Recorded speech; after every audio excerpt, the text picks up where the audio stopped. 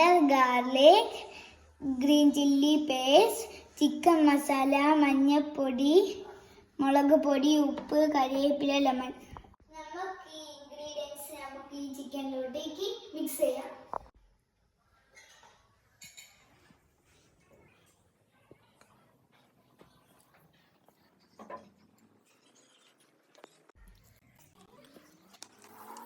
ചിക്കനിൽ മസാല നല്ലോണം പിടിപ്പിച്ച് വെച്ചിട്ടുണ്ട്.